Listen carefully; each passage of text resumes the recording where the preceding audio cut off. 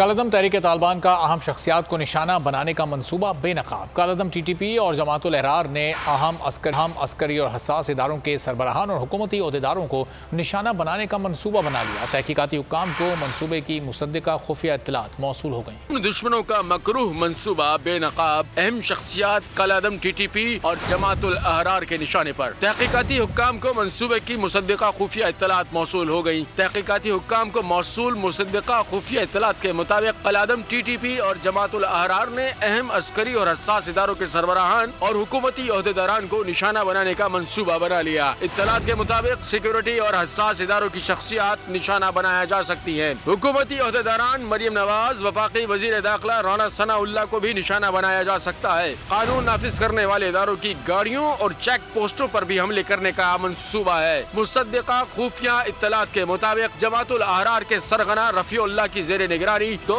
خودکش حملہ آوروں پر مشتمل گروپ پنجاب میں داخل ہو چکا ہے۔ 9 مئی کو ہونے والے فسادات اور شرپسند کارروائیوں پر ٹی ٹی پی نے شرپسندوں کی پذیرائی کی تھی۔ سبسکرائب کریں اور بیل دبائیں تاکہ کوئی خبر رہ نہ جائے۔